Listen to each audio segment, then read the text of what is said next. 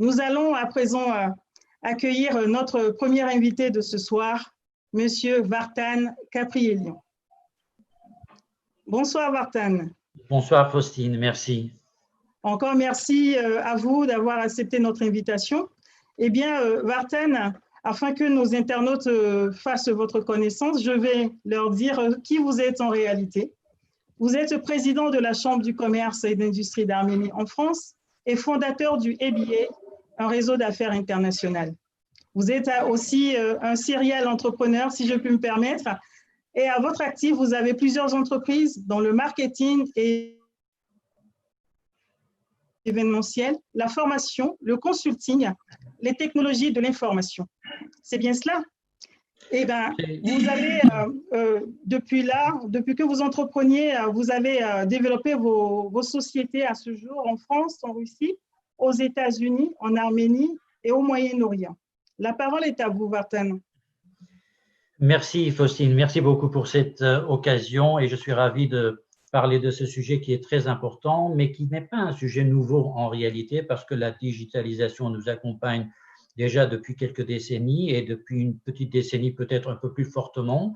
Et cette digitalisation est déjà ancrée dans nos esprits, nous la pratiquons, nous la vivons, nous l'utilisons sans trop faire attention à ce que nous faisons parce que ça s'impose à nous naturellement, parfois malgré nous. Mais aujourd'hui, après cette pandémie, le coronavirus, donc nous avons besoin de penser. Donc je vais partager quelques slides pour accompagner mes illustrations. Nous allons penser l'après-Covid et la digitalisation en termes philosophiques, politiques et en des termes qui concernent la société humaine et la société la plus proche également. Donc c'est en cela que je vais partager, voilà. Et là, je vais aller sur cette page. Donc, la digitalisation, une réponse, un sujet philosophique. Et ce qui est important à dire très rapidement, malheureusement, le sujet il est tellement important, tellement vaste qu'en une vingtaine de minutes, il faut aller très, très vite. Donc, ce qu'il faut dire, c'est que nous vivons en fait actuellement non pas une nouvelle révolution industrielle, la quatrième révolution, parce que nous sommes plein dedans, mais nous sommes dans une phase d'accélération de cette révolution, c'est une nouvelle phase. Et donc, ce qui est très intéressant pour nous et ce qu'on va raconter à nos petits-enfants dans l'avenir, c'est que nous sommes au moins les témoins de cette nouvelle vague, de cette accélération de la révolution industrielle numérique. Sinon des témoins, sinon des acteurs pour beaucoup d'entre nous. Et c'est très intéressant, c'est même parfois très passionnant parce que nous sommes partie prenante de quelque chose de nouveau. Mais moi, je voudrais que notre discussion s'articule autour d'une idée de réflexion parce qu'en fait, on est en train de se dire comment on va gérer le monde de demain, notre monde, notre petit monde de demain, notre entreprise, nos relations humaines, parce que peut-être qu'avec ce qu'on va faire, on va exclure beaucoup de relations physiques, donc de relations de proximité avec nos proches, avec nos amis, dans nos relations avec nos clients, des clients avec qui on sympathise et on va au restaurant, on ne va plus y aller parce qu'on va pouvoir vendre à distance. Donc, toutes ces questions se posent à nous, à titre personnel, évidemment pour l'entreprise, puisqu'il s'agit de cela aujourd'hui, durant cette réunion, de la société d'une manière globale et la question du genre humain, enfin, c'est une mauvaise expression, de l'avenir de l'être humain et de ses relations avec les autres, eh bien, c'est de cela également qu'on est en train de parler. Donc, je l'ai dit, c'est une accélération de la digitalisation. Ce qui est intéressant, c'est que c'est pour les entreprises, mais c'est également pour les pouvoirs publics parce que on a vu tout simplement comment la CAF, la Sécurité sociale, la Poste et tous les organismes publics, semi-publics se sont mis à la digitalisation depuis pas mal d'années. Ils ont facilité la tâche de beaucoup de gens. Certains ont encore du mal pour l'instant, mais en tout cas, ces idées de digitalisation, ces pratiques sont ancrées dans notre quotidien.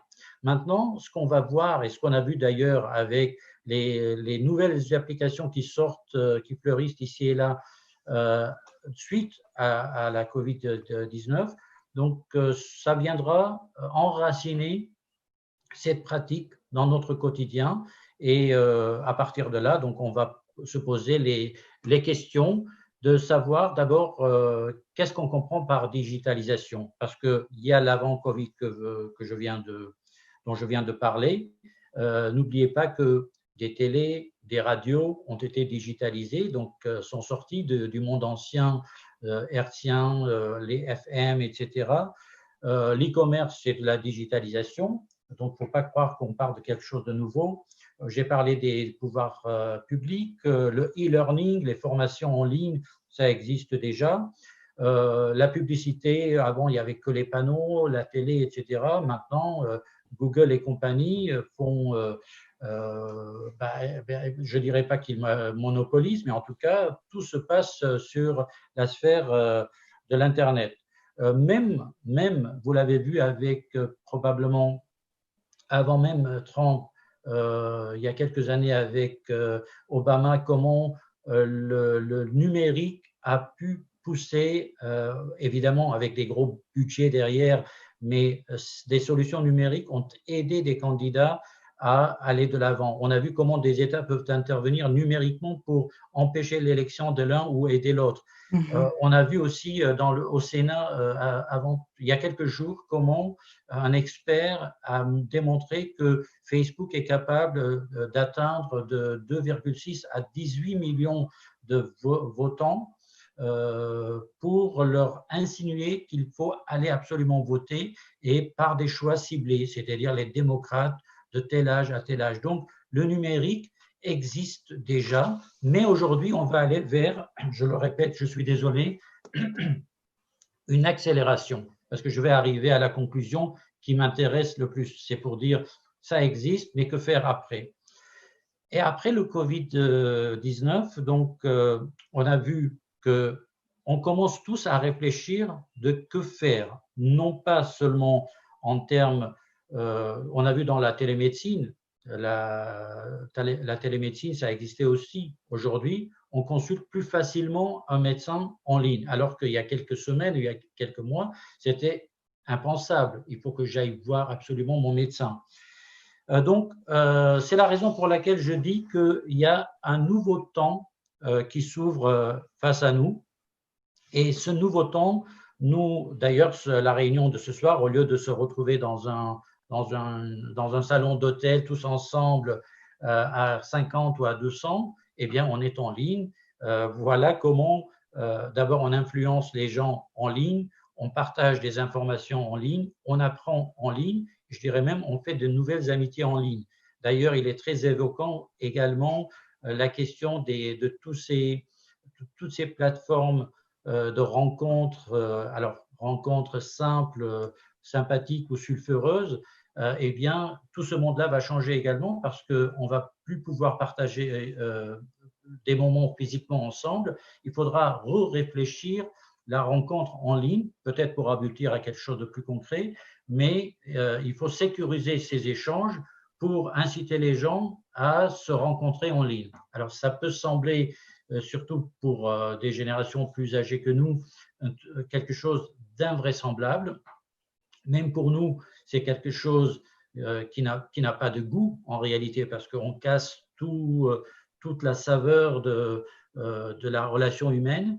Mais voilà des exemples comment l'homme va comprendre qu'on lui impose quelque chose, il va l'absorber, il va l'utiliser, sauf quelques résistances, évidemment, ici et là. Les exemples sont très variés. Dans le monde du sport, les coachs peuvent aujourd'hui créer leur salle de sport en ligne. Et d'ailleurs, ça peut avoir plus de clients, plus d'abonnés, plus de followers, moins de temps perdu en salle, du coaching privatif. Donc, il y a plein d'idées qui vont jaillir. Et je le répète, ça n'est qu'une accélération de ce qui existe. Donc, pour l'instant, on ne parle pas d'une révolution, mais d'une accélération. Mais évidemment, la digitalisation n'est pas bonne et n'est pas possible pour tout le monde. Elle n'est pas possible pour tout le monde parce que les restaurants, par exemple, ne peuvent pas faire de la restauration en ligne, sauf pour la livraison, sauf pour la promotion. Mais on va quand même aller dans des restaurants, pour les salles de théâtre, pour les croisières, pour quelques activités, plein d'activités. Ça va être presque impossible. Mais même ces gens-là doivent se réinventer parce qu'ils vont perdre la clientèle probablement dans certains secteurs. Peut-être certains vont les retrouver en 2021-2022. Mais en tout cas, chacun doit se réinventer et trouver des solutions. Et peut-être que même hors digital, on trouvera quelques belles surprises qui vont s'imposer à nous. Je parlerai, parce que les exemples sont très intéressants parfois, de, par exemple, l'université. Encore une fois, ce n'est pas nouveau. Mais aujourd'hui, on va commencer à comprendre que, non pas qu'il ne faille pas aller à l'école et qu'il faut priver nos enfants de ce contact avec le maître, la maîtresse, l'environnement écolier, etc. Mais on a vu qu'il y a une alternative. Elle n'est pas parfaite. Elle n'est pas parfaite aujourd'hui. Elle le sera peut-être demain avec l'exercice, avec la correction des erreurs ou de l'impréparation qui existe à ce stade.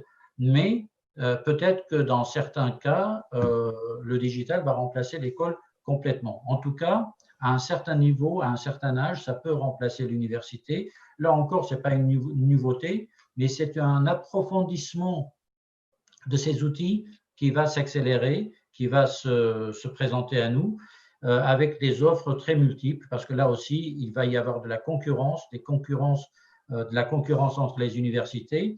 Et d'ailleurs, cette concurrence existe et il y a des universités qui ont une centaine de milliers, j'en connais une qui a une centaine de milliers d'étudiants qui pratiquent en tout cas qui apprennent leurs cours à distance un peu partout dans le monde, alors que le centre même le centre de cette université n'est pas dans un pays fixe, mais il est éparpillé à travers le monde, ce qui permet à cette université d'avoir les meilleurs éléments en termes d'instruction, en termes de professeurs, que d'une université parisienne qui ne peut pas inviter, ou très rarement, des professeurs invités d'ailleurs. Donc, vous voyez comment que je parle personnellement d'une accélération et non pas de quelque chose de nouveau. Alors, parce que le temps passe vite, il faut quand même parler de quelques avantages que nous avons remarqués. Il n'y a rien de nouveau. Le gain du temps, c'est extraordinaire comme pour quelqu'un qui est hors Paris, qui va dans Paris tous les jours, qui rentre à la maison, que ce soit en voiture, que ce soit en transport, eh bien, les embouteillages, le temps perdu, la fatigue, le stress, etc., tout ça, c'est du bénéfice pour nous tous. Pas forcément pour tout type d'entreprise et pas forcément pour tout le monde dans l'entreprise, parce qu'il y a des gens dont la présence est essentielle au sein même de l'entreprise. Ce sont des exemples qu'on ne va pas détailler, mais en tout cas, il faut pas non plus tout schématiser, que tout est bon dans la digitalisation et donc dans le télétravail. Le gain du temps, il est très important aussi sur le plan des revendications sociales, parce que n'oublions pas qu'on est passé de 48 heures à 40 heures, à 35 heures, et qu'il y a des pays qui luttent pour cela encore. Eh bien, en travaillant à la maison, de toute façon, les 10 heures par semaine, on les a facilement gagnées. J'entends par là le transport économisé. Et de ce fait également, notre relation sociale, familiale, notre relation avec nous-mêmes, le temps qu'on a besoin de prendre peut-être pour pratiquer sa foi, peut-être pour pratiquer un sport, peut-être pour aller voir les parents qu'on n'a jamais le temps d'aller voir, eh bien, le télétravail et donc la digitalisation qui va suivre, parce que le télétravail, c'est quelque chose qui est faisable aujourd'hui. On prend le téléphone, on prend son ordinateur, son cahier et son stylo, l'affaire elle est close. Mais on va voir très rapidement que faire pour que le télétravail soit perfectionné et soit beaucoup plus efficace Et donc, pour cela, il faut des outils. Mais on voit également qu'il y a un problème une question de qualité. Alors, ce n'est pas propre à tous, parce que quand on travaille, et là je fais encore allusion au télétravail, on l'a vu tous, ou beaucoup d'entre nous. Alors, évidemment, ça dépend si vous avez un enfant ou 6 enfants à la maison, ça change tout. Mais en tout cas, il y a une sorte de concentration. Tous les éléments de perturbation sont presque effacés. Alors, il n'y a pas que du bon dans le télétravail, mais en tout cas, on a vu qu'avec le Covid-19, on a appris à travailler différemment. Et ce qui est intéressant, c'est que les gens, que ce soit les clients, que ce soit les prestataires, que ce soit les collègues, tout le monde a pris l'habitude, c'est-à-dire que ce qui, pour moi, depuis 15-20 ans, était une banalité, c'est-à-dire travailler sur Skype, il n'y avait pas la mode Zoom en ces années-là. Donc, sur Skype, eh bien, j'étais en contact avec différents pays en même temps. Ça me permettait de faire des réunions très courtes, 20 minutes, au lieu de faire une réunion qui dure 1 heure au bureau parce qu'il faut attendre un tel arrivé, il faut bavarder un peu plus, il faut raconter 2 blagues à la fin de la réunion et entre le café et le thé. Donc, tout ça, c'est des pertes de temps. Aujourd'hui, on gagne du temps, mais on gagne en qualité de travail parce qu'on est face peut-être à un mur ou face à son bureau, mais en tout cas, on est concentré et on a besoin de parler aux autres. Je parle des moments de travail que quand il le faut. Évidemment, j'évoque très rapidement l'économie d'espace parce qu'on s'est rendu compte, alors ce n'est pas forcément bien pour l'immobilier, mais en tout cas pour les entreprises, ça peut permettre des économies très intéressantes, surtout dans les grandes capitales. Et ça peut se récompenser autrement. Ça dépend évidemment des patrons. Quand on fait une économie de place, eh bien, on peut récompenser probablement l'entreprise, l'environnement de l'entreprise ou les employés par le gain qu'on a obtenu. Ceci étant, aujourd'hui, on est dans une situation de crise. Penser à tout cela, c'est un peu compliqué, mais le temps viendra peut-être où, quand le rééquilibrage sera au rendez-vous, on pourra peut-être évoquer ces sujets-là. Alors, ce qui est intéressant et ce qui est important, c'est que la digitalisation demande de nouvelles compétences et de nouvelles ressources humaines. Parce que pour créer de la nouvelle gouvernance, eh bien, il faut réfléchir le système, l'écosystème dans lequel on a baigné pendant des années et des décennies. Donc, il faut repenser tout ça. Il faut repenser la relation de l'employeur avec ses équipes, du manager avec son équipe restreinte. Donc, c'est des comportements qui changent et il faudra créer les processus d'une fluidité dans les relations, dans l'exécution, dans les KPIs, dans les standards de performance, dans l'application des missions. Donc, ça ne va pas être facile pour tout le monde, mais il faudra justement créer cette nouvelle apprentissage des relations humaines dans une entreprise. Alors, essentiellement, pour aller très vite, quand on parle de digitalisation aujourd'hui, on parle de transformation des processus traditionnels. Et quand on parle de processus, ceux qui sont dans le management vont comprendre qu'il n'y a pas de management s'il n'y a pas une bonne organisation. Il n'y a pas une bonne organisation s'il n'y a pas de beaux outils. Donc, il faudra voir le modèle organisationnel, le temps de travail, c'est-à-dire pas le temps de travail en termes d'horaire, mais l'organisation, le time management, la gestion du temps de chaque membre de l'équipe, c'est très important, et sa relation avec les autres. Évidemment, il y a des approches un peu plus, on va dire, métiers qui sont liés à des outils, comme je l'ai dit. Donc, ce sont les outils qui sont nécessaires à la réalisation des tâches de chacun des employés. Il y a plein de systèmes qui existent déjà, mais il faudra les réadapter. Et puis, il y a l'approche client. Jean-Philippe nous en parlera mieux que moi parce qu'il est très important de convaincre, mais je pense qu'il n'y a pas besoin de convaincre parce que les clients sont eux-mêmes aujourd'hui convaincus qu'il faut des démarches nouvelles dans les relations entreprises et clients. Alors, je l'ai dit, il s'agit de nouvelles pratiques managériales. Le manager d'hier, il faut qu'il se réinvente parce que, et là, il ne s'agit pas d'âge, il s'agit de perspective, de volonté d'adopter les normes nouvelles. Et il n'y a pas de secret, même si je dis qu'il y a des entreprises qui peuvent rester à l'ancienne, qui veulent rester à l'ancienne ou qui sont, de par leur nature, forcés à rester à l'ancienne parce qu'ils n'ont pas de marge de manœuvre en termes digital. Mais on ne peut pas échapper à la digitalisation poussée. La digitalisation, elle est là, déjà, elle bouscule pas mal de gens, mais la digitalisation poussée, elle est là parce que on va faire la différence et on va marquer une avance par rapport aux autres, c'est la règle de la concurrence. Et pour être en avance et avoir une différence, eh bien, il faut penser différemment.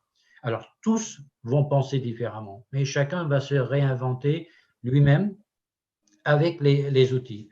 Et moi, je dis l'échec peut être fatal et irréparable, parce que ce qu'on est en train de vivre aujourd'hui, c'est une nouvelle page qu'on est en train d'ouvrir dans nos entreprises, dans nos relations avec les clients, dans notre relation avec les employés, avec les équipes. Donc, on ne peut pas se tromper. Il ne faut pas faire les choses à la légère. C'est la raison pour laquelle je dis qu'il faut faire appel à des experts parce que l'audit est très important. L'audit peut être fait aussi en interne, bien évidemment. Il faut, et la France, elle est très douée dans l'écriture des cahiers des charges. Dès qu'on veut un truc, on met 6 mois pour faire un cahier des charges. Après, ça va très vite derrière, bien entendu. Les Américains, ils mettent 2 semaines pour un cahier des charges et ils vont aussi vite que les Français dans l'exécution. Mais bon, il y a une culture de préparation de cahier des charges qui est très ancrée en France. Et tant mieux dans ce cas-là, parce que, c'est-à-dire, on va prendre le temps nécessaire pour préparer l'avenir. Et l'avenir passe par le re-engineering. Donc, tout revoir, tout mettre à plat. Ça ne veut pas dire que tout est mauvais, mais tout mettre à plat pour voir le monde de demain avec des perspectives nouvelles. C'est la raison pour laquelle chacun de nous, mais surtout les patrons, doivent comprendre qu'il faut se former. C'est très important de se former et surtout, je dirais moi, oser investir parce que c'est comme la formation, si vous investissez pas dans la formation, et heureusement pour nous en France, il y a des aides, il y a des contributions, mais je plains les pays en Afrique, au Moyen-Orient, en Asie, qui n'ont pas cette culture de la relation protectionniste de l'État, en tout cas n'ont pas forcément non plus les moyens, donc il faut qu'ils se débrouillent et c'est là qu'il faut que certains prennent le challenge d'investir sur l'avenir à travers le digital. Donc pour terminer, moi je dis que cette discussion, elle n'a en réalité aucun sens si ce n'est pour dire réfléchissons. Réfléchissons chacun d'un point de vue personnel, je ne dis pas par rapport à l'entreprise, je dis personnel, parce que si on ne se détermine pas de ce qu'on veut, quel est notre avenir après le Covid, parce que c'est de cela qu'il s'agit, comment préparer l'avenir après cette chute terrible dans le monde de l'entreprise, dans nos économies. Donc, il faut pas se précipiter à aller demain au travail et faire la même chose que ce qu'on faisait au mois de février. Il faut prendre un peu de congé. Bon, c'est vrai qu'on a pris 2 mois de congé, donc on a eu le temps de réfléchir, mais là, il ne faut pas se précipiter à refaire ce qu'on faisait. Il faut se dire, qu'est-ce qui peut changer dans ma vie? Et moi, ironiquement, je vais dire, et si on ne digitalisait pas? Est-ce qu'il faut absolument être dans l'air du temps? C'est une des grandes questions qui se posent à chacune de nos entreprises. Pourquoi je dis ça? Tout simplement pour dire que la digitalisation, il ne faut pas que ce soit un phénomène de mode, il faut que ça corresponde à un besoin, à une vision, à une approche et à une pratique ancrée en nous, parce que sinon ça va faire du faux, ça va faire du semblant, ça va faire suivre la tendance, mais ça ne va pas m'aider à faire ce qui est bien pour moi et pour mon entreprise pour l'avenir. Donc, je vous remercie et s'il y a des questions pour aller plus en détail, ce sera avec grand plaisir. Merci, Vartan. Alors, oui, effectivement, on a quelques questions de nos internautes, de ceux qui nous suivent ce soir. Alors, la première serait, j'ai une internaute qui me demande comment peut-on apporter une cohésion d'équipe au travers de la digitalisation? Puisqu'aujourd'hui, on parle beaucoup de distanciation et qu'on est amené aujourd'hui à faire beaucoup de télétravail. Où est la place de la relation dans les équipes aujourd'hui en entreprise? Alors, c'est une très, très bonne question parce qu'en fait, tout est question de gouvernance à l'ancienne ou l'après-Covid dont on parle. Donc, aujourd'hui, il y a des outils pour cela qui existent déjà pour la gouvernance. Quand je dis gouvernance, j'entends par là le management. Mais il faut revoir les choses. C'est pour ça que j'ai insisté quelques secondes sur l'approche des ressources humaines. Parce que les gens qui font de la ressource humaine, que ce soit pour le recrutement, que ce soit pour la création de l'esprit d'équipe. Je prends un exemple. Nous, on a tous fait du team building, de l'incentive, on est allé dans différents pays en équipe, on a consolidé nos relations, même personnelles. On a appris que la secrétaire du directeur ou la comptable que je voyais de temps en temps, mais finalement c'est des gens, c'est une pianiste, l'autre écrit de la poésie, et je vois en ces personnes des gens extraordinaires, pas seulement des comptables. Les comptables sont aussi extraordinaires, mais au-delà de cela, je vois des gens intéressants, cultivés, etc. Donc, ma relation avec cette personne change au bureau.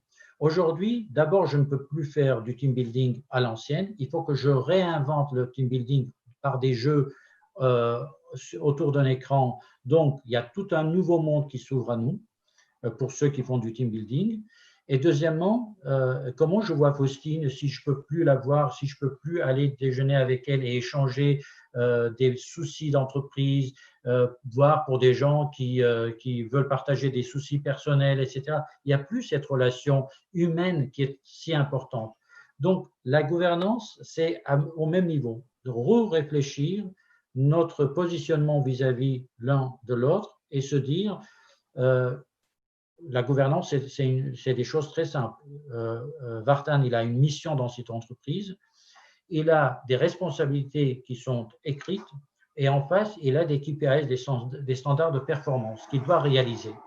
La gouvernance ou le management, quand on parle de management, il s'agit de ce qu'on appelle le PODC, Planning, Organizing, Directing, Controlling. C'est planifier, organiser, diriger et contrôler. Ce sont ces processus-là qui doivent être aujourd'hui réalisés par des outils informatiques digitaux et je dirais même ça va aller plus vite et plus rapidement. Il y aura, moi je l'ai expérimenté, je vais vous le dire. Dans une relation d'entreprise au sein même d'une entreprise physique, les relations parfois sont, je vais utiliser un terme qui n'est pas très, très bon, mais parfois sont tordues. Alors que c'est comme à l'époque quand les gens s'écrivaient des lettres d'amour, ils se disaient tout, ils se vidaient complètement parce qu'il n'y avait plus les barrières du regard, de cette relation immédiate qui peut être aussi bonne par ailleurs. Donc, l'informatique, j'ai découvert, comme je le disais tout à l'heure pour les réunions que je faisais depuis des années, que je fais d'ailleurs en Skype, ça rapproche les gens dans l'efficacité. Et c'est ce qui compte pour l'entreprise. On n'est pas dans les sentiments, on est dans l'efficacité. On a parlé de l'efficacité du temps, la qualité des réunions, le suivi des opérations. Je dirais même plus, moi qui ai utilisé le travail à distance, en quelques mots, quelques échanges, on a réglé tout un problème. Alors qu'au sein de l'entreprise, on a des soucis de temps, d'attente, de hausser le ton, etc. Alors que digitalement, c'est un peu plus compliqué. Donc, c'est juste un exemple de la gouvernance. Oui, La gouvernance, c'est tout un système de management qu'il faut refaire l'organigramme peut-être de certaines entreprises, de redéfinir les tâches des uns et des autres, et je dirais même donner à chacun une nouvelle inspiration, et ça, c'est le rôle du manager. D'accord, donner à chacun un nouveau sens dans notre vie personnelle et dans notre vie au sein de l'entreprise. Ok, merci Vartan. J'aurais une autre question d'un de nos internautes, mais je vais te demander, comme le temps nous est imparti, d'aller très très vite afin d'avoir au moins 2-3 questions pour quelqu'un qui nous écoute ce soir. Alors, la deuxième question serait, pensez-vous qu'avec la digitalisation, certains métiers vont disparaître? Alors, le monde est fait ainsi, hein. Il y a des métiers qui viennent, qui partent. Je parlais tout à l'heure du cinéma. Eh bien, si le coronavirus revient au mois d'octobre et s'il revient l'année prochaine, je pense que les cinémas, il n'en restera pas beaucoup. Ceux qui resteront, parce qu'il y a toujours des amateurs de cinéma, mais si on nous impose de se mettre à des distances, de vider un fauteuil, etc., comment voulez-vous que ce métier qui est déjà, pour certaines salles, en difficulté, alors le métier ne disparaîtra peut-être pas des salles de cinéma, parce que c'est un monde à part, mais des salles peuvent fermer. On peut le considérer dans ce sens-là. Alors, à vrai dire, je n'ai pas pensé quel métier pourrait fermer. Alors, une petite réflexion pourrait, une contribution de votre part pourrait m'aider également, mais j'y ai pas pensé. Mais le monde est fait ainsi. Avec regardez ce qui est fait avec la robotisation. Ce n'est pas des métiers qui disparaissent, mais que dans certains métiers, il y a de moins en moins de monde, il y a des gens, seulement les plus qualifiés qui restent, et les robots prennent la place. Après, dans une salle, dans une boutique de vêtements, est-ce que le robot va pouvoir dire que la chemise taille X, couleur verte, elle est disponible ou pas? Probablement. Mais vous voyez, donc, l'intelligence artificielle viendra récupérer l'espace qui est dominé aujourd'hui par les hommes. Et donc, il y a des métiers qui vont disparaître. Mais pardonnez-moi pour dire que je ne sais pas aujourd'hui lesquels. D'accord. Merci. Et une dernière question pour vous, Vartan. Alors, peut-on, justement, vous parlez à l'instant aussi de l'intelligence artificielle, peut-on dire aujourd'hui qu'il y a une réelle différence entre la culture digitale et l'intelligence artificielle? Est-ce que vous pouvez éclairer nos internautes sur ce point, très rapidement, s'il vous plaît? Alors, une vraie différence, non. C'est dans une sorte de continuité. Le monde informatique, il est fait de telle sorte qu'il y a des choses qui viennent à la mode, comme l'intelligence artificielle, et qui est un peu dans notre quotidien qu'on ne voit pas d'ailleurs. À commencer par un site Internet, vous achetez un produit. En fait, c'est quoi l'intelligence artificielle? Vous allez devant la caisse de votre supermarché, vous achetez plein de produits, et puis à la fin, on vous dit il y a ces chocolats qui sont à prix bas parce qu'on veut les liquider. Bon, qu'est-ce qui se passe dans l'intelligence artificielle? Vous allez sur un site e-commerce, eh bien, il voit ce que vous achetez par rapport à ce que vous n'avez pas acheté. Il va dire, ce produit-là, vous l'avez aussi en moins 20%, et prenez-le, mais c'est que pour aujourd'hui. Et donc c'est ça un peu l'intelligence artificielle d'une manière assez simpliste. Évidemment, l'intelligence artificielle, c'est dans la médecine, dans les chirurgies, dans plein de choses extraordinaires, mais l'un complète l'autre. D'accord, ok. Merci beaucoup, Vartan, d'avoir été avec nous ce soir. Et je vous retrouve juste à la fin. Merci, à bientôt.